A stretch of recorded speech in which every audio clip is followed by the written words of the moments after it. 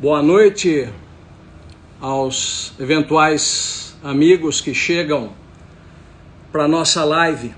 Creio que vai aí uns pequenos minutos, uns poucos minutos, para que nós possamos de fato entender um pouco do Brasil de hoje, que não é um Brasil que se inaugura agora. Entender o Brasil é entender algo além de um caso concreto e algo além da lei. Enquanto os amigos vão se conectando, eu começo a nossa fala com uma pergunta. O Brasil de hoje, o que nós vivemos, o chamado Estado Democrático de Direito, assim o nomina a Constituição Federal, é o Brasil que nós queremos? Há aqueles que dizem que como está muito bom, que as nossas instituições estão funcionando à perfeição, pode desligar o vídeo. Não faço questão de números. Eu sou homem qualitativo, não sou homem quantitativo. Os homens qualitativos, eles têm apreço pela identificação de ideais. Eles querem como seguidores aqueles que pensam, não identicamente, mas com uma filosofia de valores análogas às deles. Os homens qualitativos não são numeropatas, doidos por números. Tem 1 milhão, 2 milhões de seguidores, ou naquela velha música, eu quero ter 1 milhão de amigos. E bem mais forte poder cantar. Gostaria de ter 1 milhão de amigos, mas sei ser impossível tê-los. Então nós temos esta amizade que hoje a internet nos proporciona, chamada de virtual, e faço muito questão e homenageio sempre e o quanto posso, como faço agora dando boa noite, aqueles que de fato são nossos seguidores. Sei que aqui, dentre muitos, há muitos dos meus alunos, há outros tantos que me pedem para ser meus alunos. Bem, se forem algum dos cursos que eu ministro aberto a todos, muito bem. Mas eu não posso aceitar, por exemplo, por mais que eu goste ou seja amigo, um aluno advogado em um curso que seja exclusivo para promotor de justiça, juiz de direito, procurador da República. Muitos advogados ficaram bravos, mas não há por que ficar bravo. Eu não posso querer ser advogado, ou uma coisa ou outra. Você põe geleia no pão ou põe manteiga, os dois não dá certo. Ou eu preparo um curso e dou aula com uma ética da função pública para autoridades públicas, ou faço uma geleia tratando do interesse privado, que é o mandato outorgado a um advogado, aquele que advocare, chama-se o problema do cliente, e não posso, com esta especial deontologia, misturá-la com aquele que tem um compromisso com uma função pública, que fez um concurso público. Outro dia um advogado até notável em termos de números de seguidores me mandou porque bravo, porque não conheço pessoalmente, porque eu não aceitava no curso. E eu disse, vou responder para mais um, eu aceito. Se tem esta vocação para o Ministério Público, para a magistratura, se inscreve, faça o concurso e eu vou ter o maior gosto. Se tem esta vontade de conhecer o que tratam juízes e promotores, façam o concurso. Nós os aceitaremos. A ética, as pessoas não estão acostumadas com ela. As pessoas estão acostumadas com a lei do menor esforço, com a lei de Gerson, com a vantagem que caracteriza a alma profunda brasileira. Aquilo que não está nos códigos, aquilo que está no dia a dia, na mediania, no buliço da gente. Como é que eu faço para levar vantagem ali? Me dá um título de mestre sem frequentar a faculdade. Me arruma um título de doutor. Quanto é que custa o diploma de médico aí sem eu precisar sofrer e estudar? O brasileiro, desgraçadamente, parece que tem uma aversão ao trabalho meritório. E não sei se poeticamente, patologicamente, interiorizou na sua alma profunda uma tendência de querer levar alguma vantagem sem fazer o mesmo esforço. Ora, o homem que está aqui conversando com vocês hoje não achou nada fácil na vida. A primeira escolha difícil que teve que fazer foi deixar o seu estado natal, nos anos de 88, a sua família, para construir, a partir de 8 de janeiro de 1988, deixando os pais para trás do seu velho Paraná, construir uma história aqui no estado de São Paulo, do qual muito me orgulho, e a família que me albergou foi o chamado Ministério Público. Pois bem, com o maior número de colegas acompanhando agora, o maior número de qualitativamente nós vamos somando forças, eu devo me apresentar a vocês naquilo que vocês não sabem. Porque isto ajudará a compreender o momento que nós vivemos e ajudará a compreender a questão da imparcialidade ou da parcialidade, que é o tema do nosso encontro, da nossa aula de hoje. Primeira coisa, se frustrariam aqueles que imaginassem que o professor Mogenot chegaria aqui, abriria um artigo de lei e recitaria no puro tecnicismo aquilo que é uma sabedoria que transcende a um mero recital de lei. Ora, Constituição plena de normas abertas, Código de Processo Penal pleno de normas conflitantes entre si e com a Constituição. Um bolo tão complicado que o próprio Supremo Tribunal Federal, a própria Câmara que decide, muitas vezes o próprio magistrado, aí eu já não arrumo muita desculpa para isso, ora decide de um jeito um caso, e num caso análogo, decide de um jeito absolutamente diverso. Por que não concordo muito com isso? Porque o magistrado precisaria fazer o meia-culpa adequado. Dizer, de fato, eu não havia entendido a profundidade desse instituto. Agora eu entendi e revejo o meu pensamento, mas não pode ser biruta de aeroporto. Bate o vento para cá, vai para lá. Bate o vento para um lado, vai para o outro. A política muda, vem para cá. A política muda, vai para lá.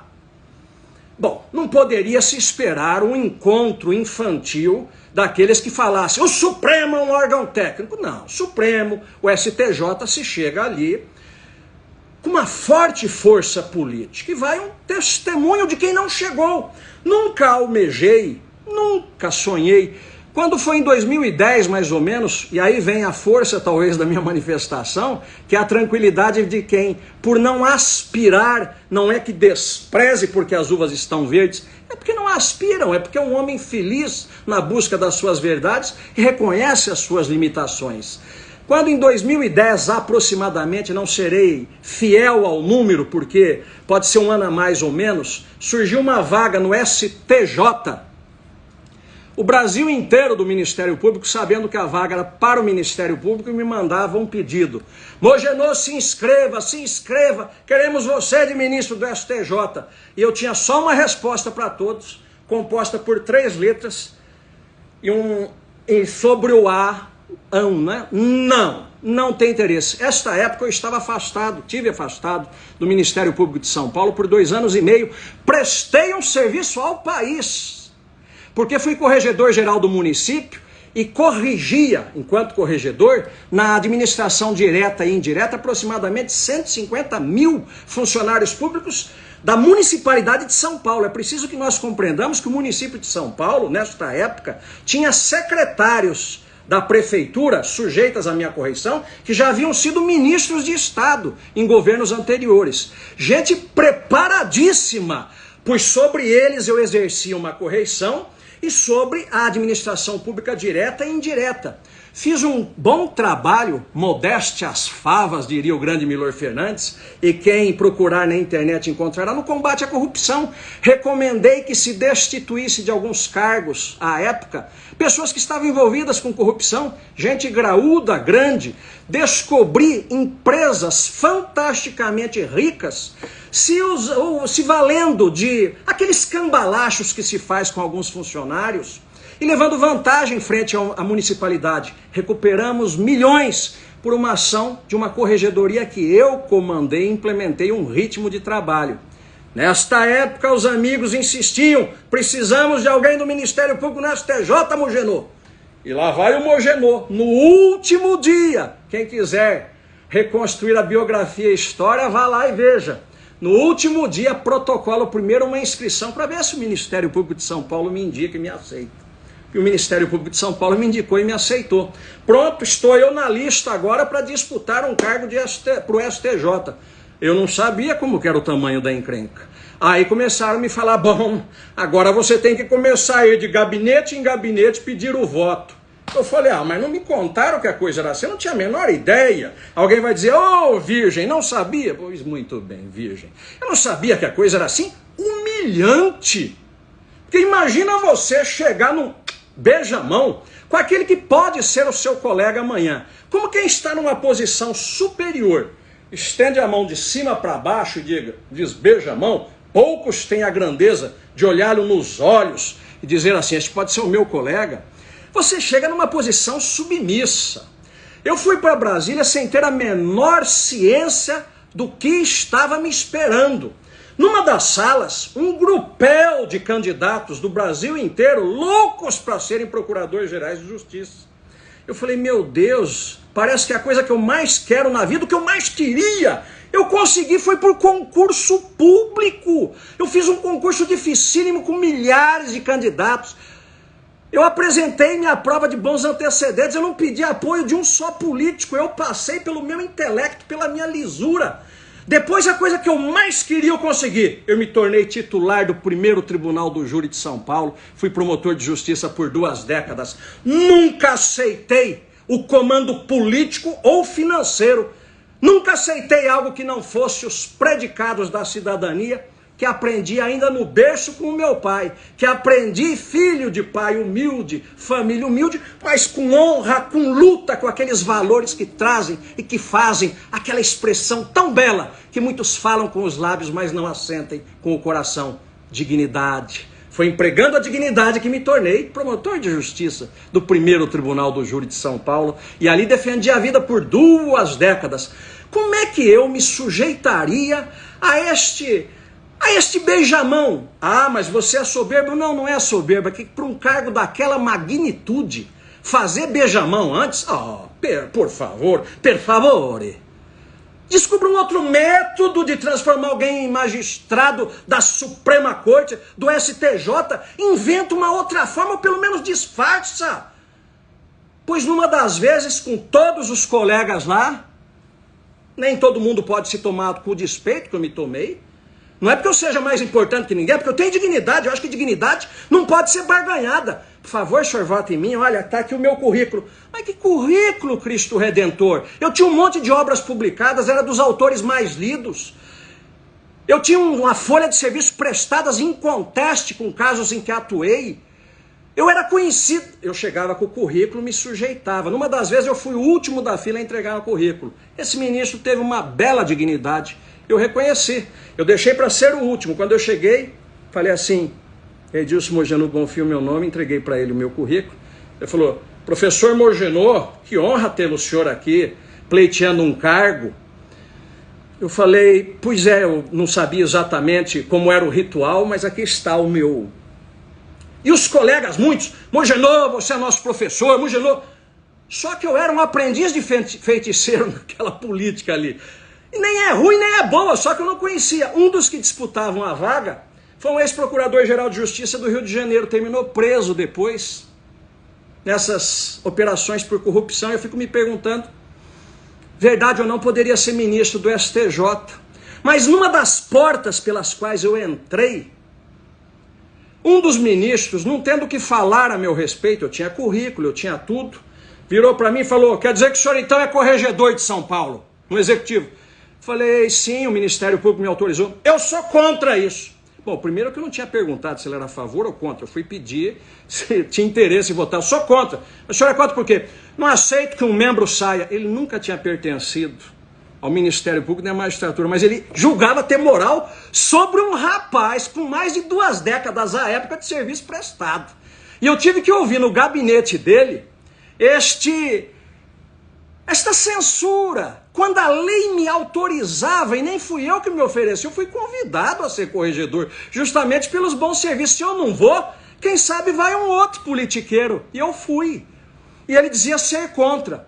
E eu, com dignidade e altivez, mesmo na tentativa de me humilhar em seu gabinete, eu disse, bom, Vossa Excelência é contra, eu respeito muito, eu estou aqui porque a lei me permite esta candidatura, e o meu Ministério Público diz que eu tenho qualidades para ser ou para concorrer, e aqui estou me apresentando.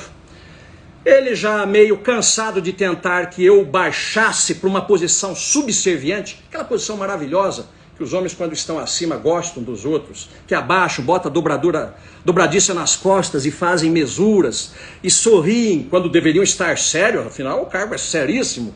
E já meio cansado de tentar fazer com que eu ficasse me curvando, como também se curvar adiantasse, a gente sabe que quem se curva demais, diz o povo no ditado popular, na sabedoria do povo, acaba mostrando os fundilhos, não é?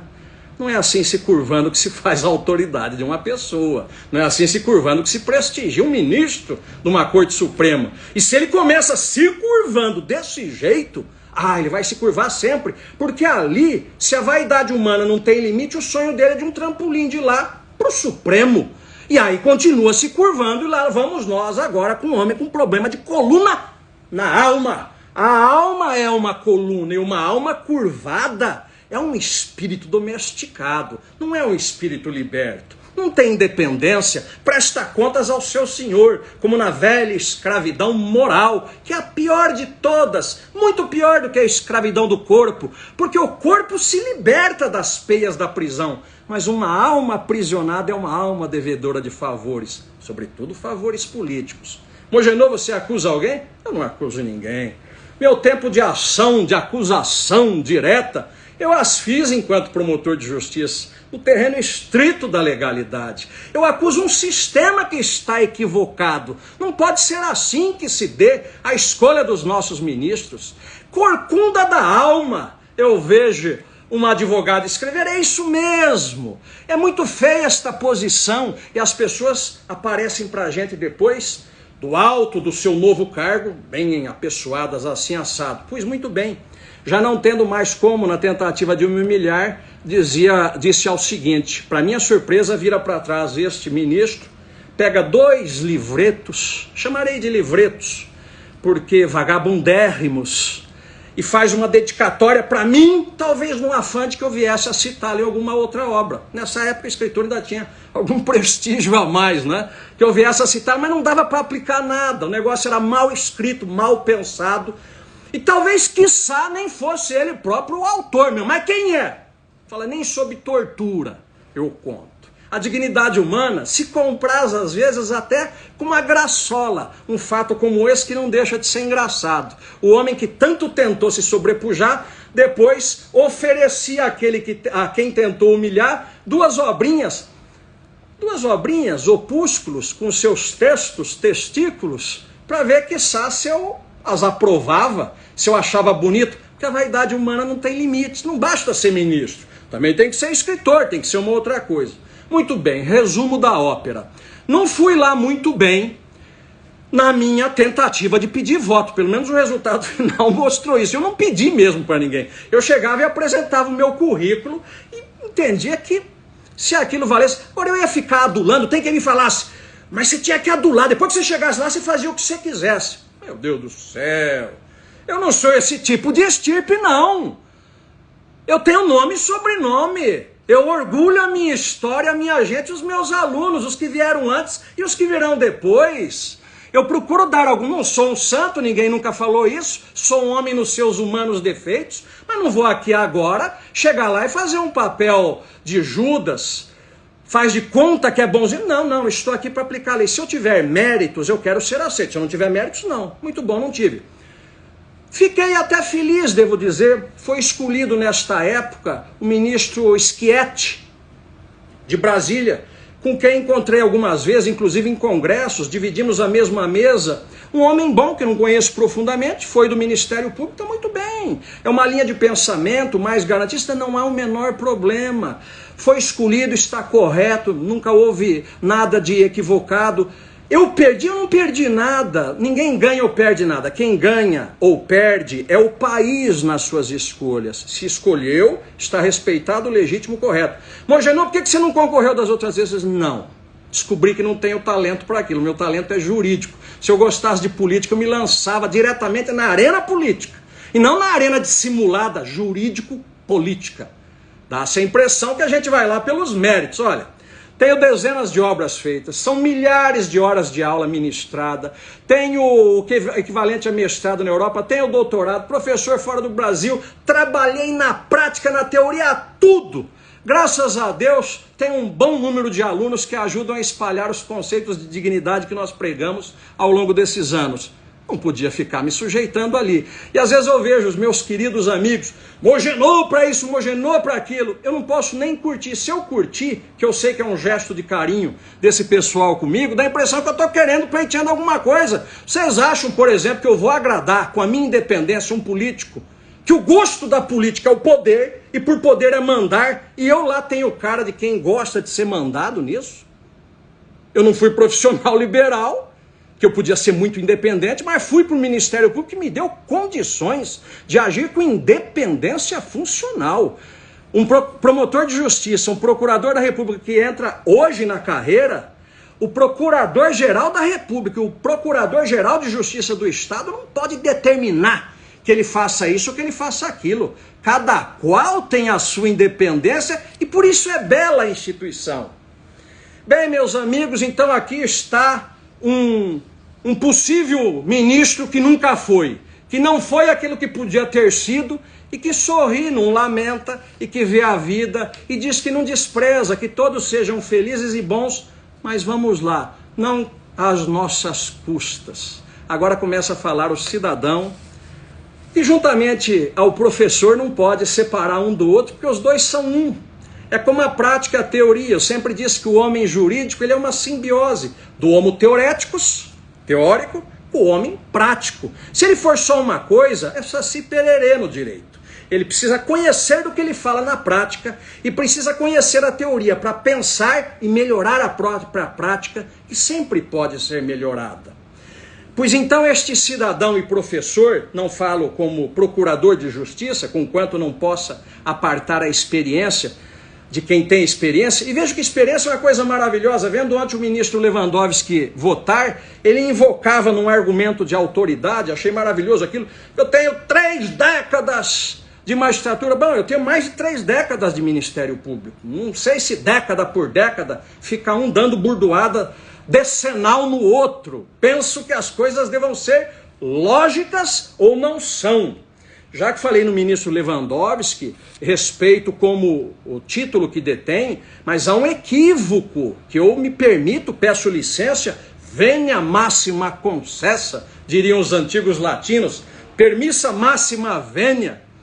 Mas quando diz, invocando o chamado argumento de autoridade, ou ad verecundiam, ou argumento magister dixit, argumento que, aliás, eu trabalho no primeiro das obras que eu lancei, ainda em 1994, ao tratar do júri, as chamadas falácias, dizendo que quando às vezes a pessoa não tem razão no mérito, ela vai para uma falácia, digamos, o crime é horrível e o advogado vai defender, não tem defesa. Ele começa a falar das podridões da prisão, que a prisão transforma o cidadão pior do que ele chegou lá.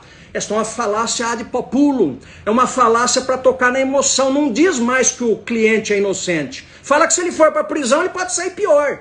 Você tem várias falácias, você tem esta falácia ad verecundia, o argumento aristotélico, o magister dixit, que diz o seguinte: já que eu não tenho toda a razão lógica para provar algo em determinado sentido para concluir, eu invoco alguém que pode ter muito nome e por isso, por que é falácia? Por que é argumento extra-lógico? Porque não é lógico, ninguém está perguntando de fulano, beltrano ou ciclano, está perguntando se Paulo, Joaquim ou Manuel é ou não culpado e quais são as provas. E eu observei ontem o ministro Lewandowski, venia máxima concessa, ministro.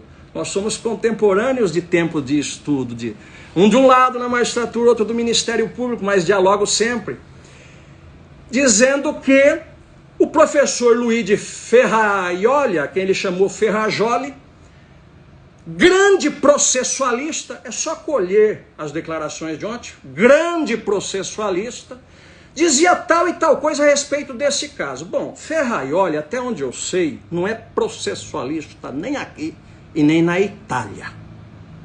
Ferraioli é professor de teoria geral do direito, deu os palpitacos, que é uma mistura de palpite com pitaco, no processo, no direito penal, cometendo em alguns momentos erros graves. Por exemplo, lá na obra de Ferraioli, na parte de direito penal, e ele diz, qual seria o máximo adequável da pena de prisão? Aí ele cita 2 casos que se passaram com amigos dele, presos pelo fascismo italiano. Aí ele dá o nome de um e de outro, que graças a Deus o meu cérebro ele é seletivo. Quando a bobagem é grande, eu apago o nome e boto informação valiosa. Apaguei o nome dos 2, mas vai no livro dele. Vai lá na parte da pena de prisão. Aí ele cita, fulano de tal, Zé Mané, qualquer italiano, não sei como é que eu vou fulanizar este amigo dele, ficou preso não sei quantos anos pelo fascismo. E perguntado a ele, eu perguntei, ele falou que o máximo da pena de prisão não deveria passar de 10, 12 anos. Não me lembro do número certo.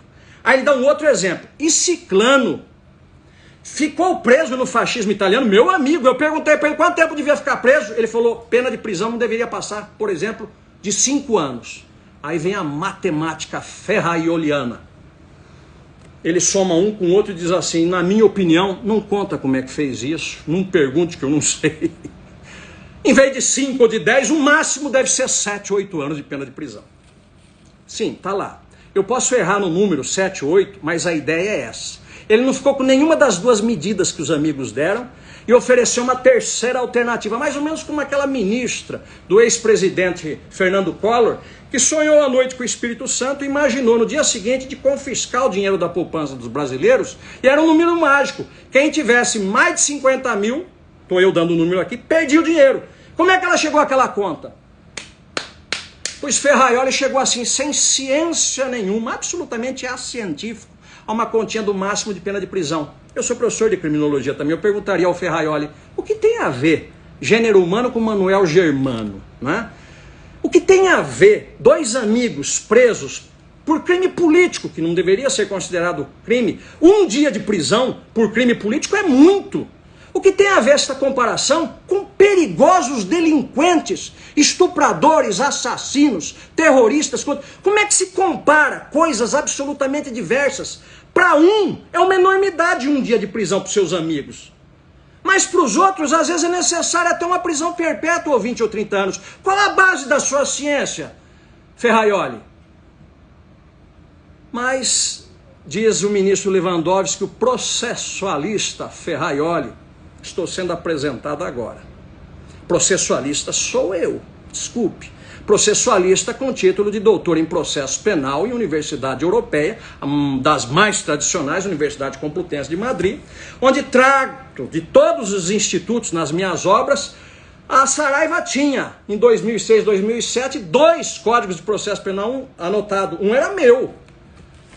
Obra que chega, não tive tempo nessa loucura legislativa, inflação legislativa, não tive tempo agora, mas são obras portentosas, artigo por artigo. Edições atualizadas, artigo por artigo, com seriedade. Curso de processo penal, processualista penal sou eu. Ferraioli diz que é professor de filosofia. Ora, filósofo, eu tenho 300 milhões de filósofos para dizer que o que ele fala é uma indecência. Mas a filosofia, Cristo Redentor, a filosofia tem 300 mil formas diversas de entender alguma coisa. Você não pode trazer esta filosofia aberta para interpretar a norma jurídica quando ela chega a ter uma certa clareza. Sobretudo, trazer a tua filosofia para normas que você não domina. Ferraioli é italiano, não conhece os meandros do processo penal brasileiro, nem processualista penal é, exerceu a magistratura no passado longínquo.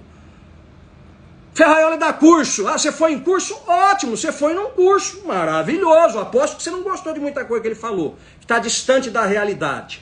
A realidade de lá, do direito dinamarquês, suíço, a realidade aqui são diversas. O que Ferraioli conhece do processo penal brasileiro? Portanto, como professor de processo penal, como processualista eu digo, não reconheço argumento de ad verecundiam, argumento magister dixi, argumento ad autoritatem cause. Não reconheço o argumento de autoridade em Ferraioli no processo penal, mas não reconheço mesmo. Ah, mas o senhor não reconhece, mas tem fulano, beltrano e ciclano que reconhece. Dê uma olhada. Se fulano, beltrano e ciclano não se aproveita, às vezes, alguma das dicas do Ferraioli para aquilo. Se aproveitar, aí a gente começa a achar que é suspeito.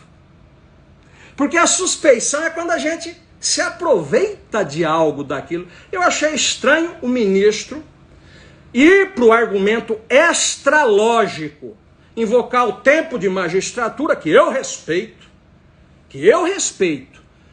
mas invocar, dando uma autoridade a um mega processualista de desconhecido prestígio.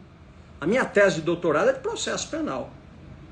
A tese de Ferraioli eu não sei. Se alguém amanhã aí, professor, ele fez a tese em processo penal, me manda. Se ele fez, ele esqueceu, ele se notabilizou como professor de filosofia. Deu até uma, como é que chama, um soluço agora, deve ser o espírito do homem que atravessou o mundo, provocou engasgo, porque ninguém analisa as coisas como as coisas são. Todo mundo enche a boca para elogiar, como se fossem geniais. Não é isso, não. Imagina ele se eu me metesse a falar de filosofia na matéria dele. Eu conheço algo de filosofia, claro que conheço. Estudo interdisciplinariamente as matérias, mas se for um filósofo de peso vai ficar bravo, vai falar o Mogenor não é filósofo. E vai ter razão de falar. Imagine se eu vou discutir com um especialista de Hegel, sobre a matéria que ele é especialista, Hegel, que aliás está cheio de filósofos hoje em dia, que toda a filosofia dele consiste em ser especialista num autor. Não vou discutir naquilo, mas é a mesma coisa. Eu pretendo perguntar para o grande mestre italiano o que ele entende de processo penal brasileiro e de prova deste processo. Nada, uma peneira mil furada para fazer um discurso que num determinado momento político atende para cá, atende para lá. Vamos falar de política. Este dogma que a gente não pode conversar, mas como cidadão eu posso falar. Mas que raio, né? Parece que fica num duelo, daquele velho papo do bandido de estimação que virou meme. Se o bandidinho é do lado de cá, eu não tô vendo nada. Se o bandido é do lado de lá, vamos pegar. Uma hora tem que parar essa brincadeira. Ou este país se reinaugura moralmente, eticamente, ou constrói o futuro, ou pensa nos filhos, ou vão entregar tudo do jeito que estão entregando. Ou uma hora bota-se um cobro na imoralidade que é isto daqui, e se quis colocar esse cobro neste momento, com a Operação Lava Jato, ou se volta tudo como era, como aconteceu na Itália de Ferraioli depois da Operação Mãos Limpas. Quem conhece a história sabe do que eu estou falando. A classe política se voltou contra os juízes e promotores e procuradores e passou a persegui-los. E quem tem poder? A classe política. Tem um poder e às vezes tem uma vergonha menor do que muitas autoridades deveriam ter. Por quê? Porque a ética da política é o que dizia Max Weber, é elástica. Olha que palavra bonita ele arrumou, elástica. A ética pra gente é uma ética quadrada, correta, certo, errado, mentira, verdade. A ética do político é outra. Em cima dessa ética, meu Deus, degolam-se autoridades. E aí, sobre imparcialidade, eu fico me perguntando se a questão é abrir o texto do Código de Processo Penal. Vou para a primeira edição do meu Código de Processo Penal anotado, artigo 254, trata das causas de suspeição. Se o juiz tiver aconselhado qualquer das partes. Bem, tem aí uma fofocaiada que fizeram em cima de umas possíveis mensagens que haviam, pegam ao longo de uns anos, alguns rapazes, posso falar que penso que sou mais velho que a maioria, conversando sobre fatos do processo. Eles vão conversar sobre o quê? Estão conversando sobre fatos do processo, um faz uma piada, o outro pertence à alma brasileira fazer uma chacota. Eu imagino que fosse o Ferraioli, ficasse ele recitando versículos da Constituição enquanto investiga alguém. Imagino que fosse o Ferraioli, ficasse falando em direitos e garantias individuais enquanto se investiga a organização criminosa. Não é assim que se passa. Isso é nunca ter sido delegado, isso é nunca ter sido promotor, procurador, é nunca ter sido juiz. Mas juiz de concurso. Juiz concursado. Juiz, mas tem concursado que não é bom. Tem sim, não é desse que eu estou falando. Eu estou falando da grande média. Das pessoas boas que honestamente fizeram concursos dificílimos e foram aprovados. Eles vão falar sobre o quê? Sobre a novela? Vão falar sobre a música que foi lançada? Sobre a partida de futebol? Não, vão falar sobre o criminoso. Vai ter um procurador, um juiz que pode deixar um esgar de sorriso. Vai ter um outro que pode fazer uma piadinha. Isso é do gênero humano. Muda alguma coisa no crime? Não muda nada. Mas o magistrado foi muito suspeito. E eu vi uma bobagem imensa. Ele comandava. Meu Deus, não é bobagem, é crime. Uma organização criminosa. Mas que país é esse? Hein, garotão? Tá falando com quem? Um juiz comandava? dezenas de procuradores da República e chama de organização criminosa? Vai querer que eu me retrate ou você se retrata? Vai entrar na queda de braço com a juventude de hoje? Vai trazer mais gente para a cena de luta, para briga? É isso que você quer fazer? Tá achando que todo mundo é tolo nesse país? Se alguém quiser anular esta causa, arrume desculpas. Tem muitas. Ou convicções. Há inúmeras. O direito é amplo o suficiente para você arrumar a justificativa que você quiser, para você fazer o que você quiser. Mas não destruam reputações. Não destruam uma instituição que no artigo 127 diz: é ela, o Ministério Público, a guardiã, o guardião da democracia brasileira, a quem você, pobrezinho, inválido, recorre quando você tem necessidade. Ao Ministério Público, a Defensoria Pública tem poder limitado. O Ministério Público é a mais clássica e tradicional instituição. Ah, mas o senhor pertence ao Ministério Público? Não! Eu sou filho de advogado, eu honro o berço que me deu pasto, que botou o bife na minha mesa, filho de um pai advogado já falecido, que não tenho dúvida, se tivesse aqui diria: esse povo é indecente, perdeu a vergonha? Estão acusando a moçada? Estão acusando quem trabalhou? Eu me lembro que esses dias faleceu um prócer, um líder, um verdadeiro jurista, um advogado com A maiúsculo da advocacia brasileira, chamado René Ariel Dotti, com 80 e tantos anos, coincidentemente em Curitiba. E me lembro quando este homem, fazendo uma audiência, percebe a educação daquele magistrado Moro, e o advogado tão ousado, jovenzito, neste momento que é bonito enfrentar a autoridade, neste momento que é bonito esculhambar com a autoridade, começa verdadeiramente a desacatar, e o juiz, para não ser chamado de parcial, vai aguentando, até que num determinado momento, René Dotti dá um tapa na mesa, ou dá um tapa moral e diz: o senhor respeite o juiz. Meu Deus do céu, cadê o respeito? Vocês não conseguem mais trabalhar com direito, com prova? Agora é tudo na base da versão, da esperteza, da desconstrução moral? Mas o que é isso? O René Dotti morreu, mas tem um exemplo dele. Tem uns quantos. Vocês acham que vocês vão ganhar o céu assim? Ou vão ganhar aqui na terra dinheiro e poder e isto vai fazê-los felizes? Este Brasil é nosso. Que raio de país vocês querem? Vocês não perceberam que ideologia política nada tem a ver com corrupção? Corrupção é uma ideologia de si por si própria. Ela tem para um lado, ela tem para o outro, para a esquerda, para a direita, no centro, em cima, embaixo. Para o homem, para a mulher. Vocês não perceberam que corrupção é crime?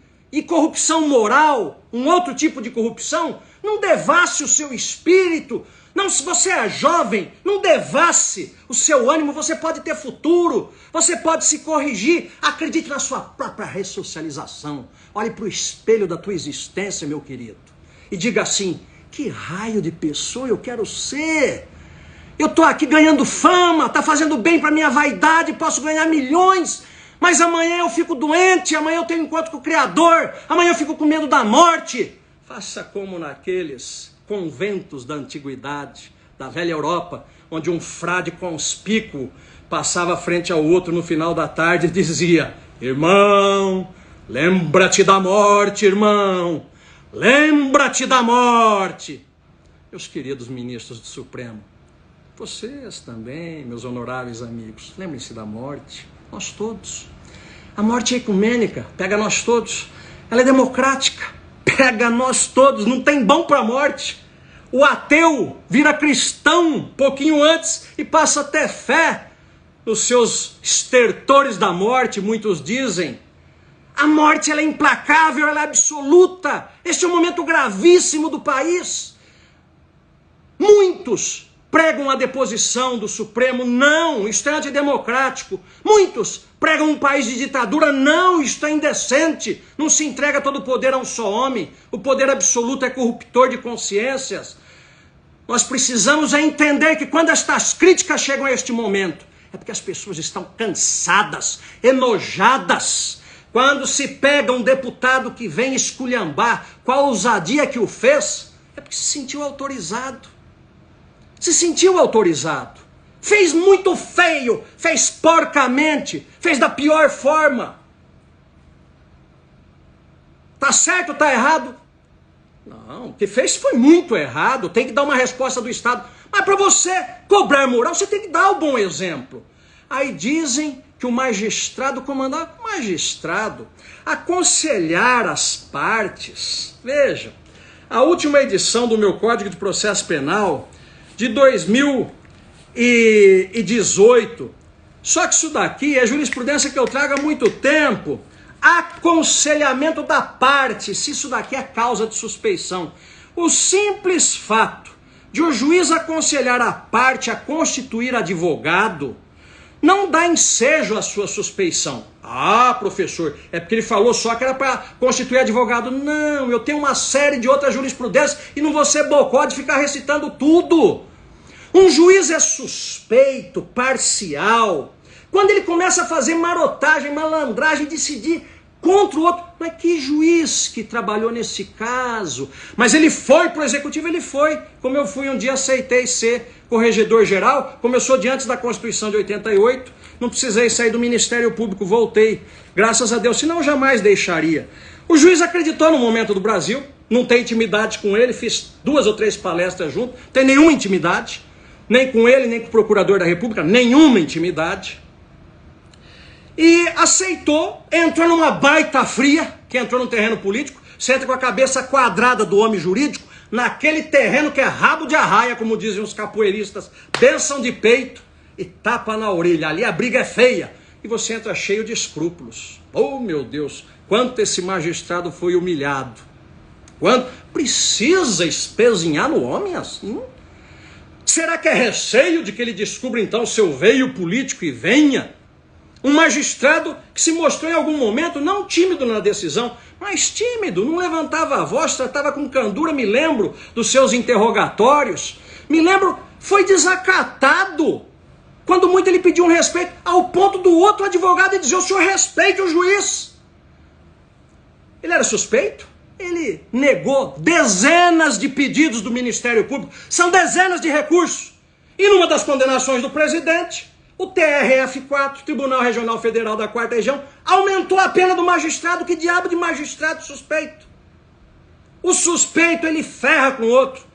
O suspeito, ele vai no pescoço do outro.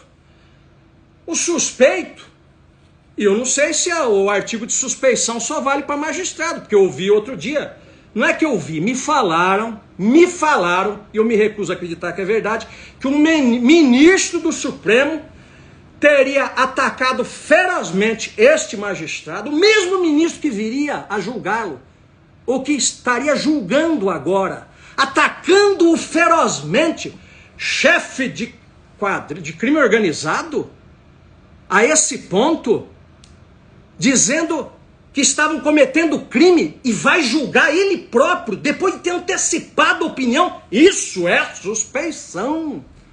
Este magistrado Moro, até onde me consta, ele nunca deu uma declaração pública contra ninguém nesse sentido. Nunca fez isso. Devassar a intimidade. Uma vírgula, meus queridos amigos, não basta vir com periciazinha, são 30 anos de foro criminal. Você contrata uma perícia de um jeito, contrata do outro lado, nega aquela. No caso do maníaco do parque, fizeram uma perícia lá, 2 tapas na perícia, foi negado, o tribunal confirmou tudo, a perícia era 1000 furada. Perícia de caso de internet. Eu numa entrevista da Folha de São Paulo falei lá atrás, não se faz perícia num negócio criminoso desse. Ao se fazer perícia, você está legitimando o crime. Como é que você vai fazer uma coisa dessa? Só que é coisa muito pior.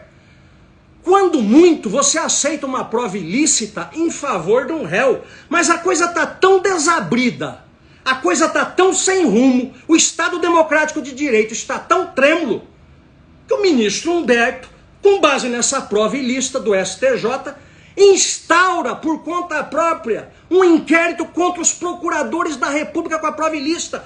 Quando muito, uma prova ilícita, até onde eu conheço de processo penal, legitima um argumento de defesa, pró-defesa, porque é fundado em direito fundamental, é fulcrado em direito fundamental do acusado, quando muito, em nome do princípio da proporcionalidade. Jamais para investigar e acusar alguém. Como é que, com base numa prova ilícita, você instaura inquérito para alguém? Arruma um sapo quente para a Procuradoria-Geral da República. Não é à toa que o Procurador-Geral da República se insurgiu. Disse: olha, aqui está estranho. Até porque falam tanto de sistema acusatório, e o ministro do STJ, com base numa prova ilícita, instaura porque diz que os procuradores estavam pensando em analisar patrimônio de ministro. Não, todo mundo tranquilo. Às vezes aquela fofocaiada, aquela brincadeira, ninguém analisou. Até onde a gente sabe, ninguém analisou nada. E aquela história, quem pisa no terreno da verdade, diz a Bíblia, não tem nada a temer. Não tem competência, deixa a competência para depois. Primeiro vamos no fundo da verdade, que é os homens direto, de olho no olho, fazem. Primeiro vamos na verdade verdadeira, depois passamos para a regra de competência. Depois a gente discute outras coisas. Se quer anular, se anula. Não com este fundamento. Não se legitima a prova ilícita. Imagina se devassar de todas as autoridades do Brasil os telefones. Imagina que rolo que é. Será que a gente vai tratar imparcialidade ou parcialidade com essas aproximações grosseiras? Será que nós vamos dizer que a pessoa é imparcial ou parcial porque conversaram entre si? Desde 2004 que o Brasil referendou a Convenção de Palermo, está lá que as autoridades têm que conversar entre si. A legislação brasileira das organizações criminosas que veio depois, ela vem neste espírito, está lá, figuras que inexistiam no direito processual brasileiro. É um novo momento, mas tem gente aí que está com o pé no passado, não conhece o novo processo penal. Então basta estudar o agente infiltrado, as ações controladas, ou vai lá, prisão preventiva. O advogado não participa desta conversa, só faltava: doutor, o que o senhor acha da gente prender o seu cliente antes dele fugir? Ou porque ele pode fugir. O que o senhor acha da gente disfarçar? Vamos ouvir o senhor para ver. Não, processo penal não é isso, não é coisa de brincadeira. Estamos falando de organização criminosa. Isto não é todo o processo penal, é o processo penal das organizações criminosas. A infiltração de agente pode conversar, dialogar, promotor, Ministério Público, Procurador da República e juiz. E tem que conversar. Ou alguém imagina que um advogado chega para peticionar com o juiz e fica igual um dois de paus, não fala nada, não advoga a sua causa. O juiz fala para ele: doutor, talvez esse rumo não é bom, aconselha uma coisa ou outra. Outra coisa muito diversa, ele assumir a defesa ou assumir a acusação. É como dizia o Milor, isso não é coisa de processo penal, isso daqui é coisa de Milor e Fernandes. É uma fofoca querendo bancar um escândalo. É uma fofoca querendo bancar um escândalo. Ah, mas você não é ministro. Bom, graças a Deus eu não sou. Porque alguns ministros que eu vejo, eles debatendo sozinhos, são invencíveis. Bota o Morgenu lá, dá trabalho. Ah, dá trabalho. Estou me oferecendo para nada não, nem quero. Deus me ajude, uma aposentadoria tranquila, até onde eu puder, pescando na beira de um rio. Já passou o meu gosto, um pouco da pesca, pescando ideias, pescando jovens no magistério, ensinando, que é o meu grande prazer, mas eu não mudei nada nas minhas letras jurídicas, eu não mudei nada nas minhas convicções, eu sou 100% autêntico desde as primeiras edições. Quando no meu curso de processo penal, publicado em 2005, eu falava sistema acusatório, não é mutismo entre promotor, juiz, isso é loucura. Nós não somos robôs. Quem roubou esta ideia nossa é muito malandro. Eu digo, sistema acusatório é uma separação de funções, em alguns momentos tem alguns imbricamentos. Claro que tem alguns imbricamentos. E aí eu recito, que hoje está muito na moda no Brasil, o furto intelectual da ideia alheia. Você pega algo inteligente e não diz que foi do outro que você trouxe. O que eu fiz? Eu faço aquilo que faço sempre. Eu recito e dou nome. Eu disse: Juan Monteiro Aroca, um dos maiores processualistas penais, este sim processualista, diz que o sistema acusatório não é isto como muitos estão querendo. E digo aqui, ele é muito mais profundo. Que suspeição de situações submetidas a diferentes instâncias, confirmadas reiteradas vezes. Ainda que brincassem entre si, vamos ferrar, e o outro dissesse, vamos ferrar. E no final não ferrasse, porque não ferrou, deu uma pena baixa, o tribunal aumentou. Aquilo que foi falado sequer corresponde à realidade. Agora, menino buliçoso, fofoqueiro de esquina, gente com interesse na causa, que abre mão da cidadania de pensar o Brasil, que dá aula para dois gurizinho menor que começou as primeiras letras do processo penal, aí fica escandalizado. Meu Deus, isso é um escândalo. Viu o que eles conversaram? Viram o que fizeram? Todos os dias a conta-gota, tortura chinesa, aquela gota. Bota o pobre do torturado, a tortura abolida faz 500 anos, bota o torturado dentro de um banheiro onde ele não pode se mexer e todo dia cai uma gota de água na cabeça dele. Ele fica esperando quando vai cair a gota. É o que estão fazendo. Nada separado vale nada das possíveis, das fofocas que estão. Junta tudo, faz uma geleia, da geleia faz um bolo, de um bolo fica indignado. Meu Deus, olha o que fizeram. Meu Deus, como se neste Supremo não entrasse um advogado de bermuda algum dia. E eu vou ficar escandalizado? Eu vou ficar se entrar de cueca, vestes menores. Aliás, certa feita no passado, para quem não sabe, um deputado na década de 40 posou de cueca samba canção. Então, se um advogado entrar de cueca samba canção no Supremo, caçado ele não vai, mas eu acho que não está de bom tom. Também não é do meu feitio imaginar que de bermuda no Supremo esteja bom. Não acho. Não é a casa da mãe Joana. A justiça sobrevive nos seus símbolos. Não pode ser assim. Isso é a história da mulher de César. Não basta ser honesta, tem que parecer. É por isso que se pede vestes talares e não tolares. Não vai vestido de tolo na casa da justiça. Nem todos são tolos. Nem todos são. Tem uns que fazem cara de tolinhos, mas não são. Ali não é extensão do seu quintal. Ali não é extensão do seu quintal. Não basta sorrir para 2 ou 3 ministros, ser amigo. Eu nunca entrei nessa de censurar ministro, juiz com amizade com advogado. Nunca entrei nessa de censurar juiz, ministro com amizade com promotor, com procurador. Não é assim que se passa a vida. Eu vejo um juiz, saio correndo. Não posso conversar com ele, o juiz me vê. Não. Eu, quando promotor de justiça no interior de São Paulo, eu almoçava todos os dias na casa do magistrado. Vamos resgatar os processos para anular. Tem juiz, promotor. O respeito das pessoas inteligentes, elas sabem que na fundamentação da sentença está ali a possibilidade de analisar se houve parcialidade. Analise as provas. Se a gente almoça ou janta junto, isto quer dizer respeito, e respeito de pessoas de bem significa dignidade. Pessoas que têm dignidade não fazem malandragem. Sabem por quê? Porque tem outros que sequer veem aqueles a quem eles vão beneficiar. Eles nunca sequer conversaram. Chega um emissário com um saquinho de dinheiro, com uma promessa de dinheiro e corrompe. Vocês acreditam que um desses magistrados do STJ, eu não sei nada, mas para minha surpresa foi acusado uma vez de vender sentença, mas não é o raio? O homem que vinha me dar uma lição de moral? Mas não é o raio? Que diabo de acusação horrível! Não sobrou um fiapo de dignidade no homem. Um fiapo de dignidade no homem. Mas não se confirmou a acusação? Para com isso. Artigo 386, inciso 6º do Código de Processo Penal, antes, insuficiência de prova, agora é 386, inciso 7º. E quantas vezes que você vê o cheiro do perfume da coisa e diz, aí tem coisa, tem linguiça debaixo desse arroz, tem pelo de gato, rabo de gato, faz miau, deve ser gato. E aí vem alguém e diz, não, é só um cachorro poliglota que fala 2 idiomas e se comporta como gato. Pois esta gatunagem existe sim, no mundo inteiro.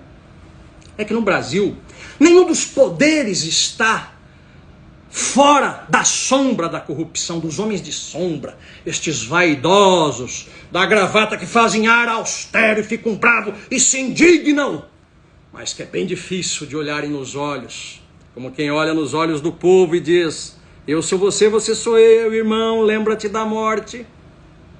Eu devia ter marcado o meu tempo aqui, quanto tempo me resta.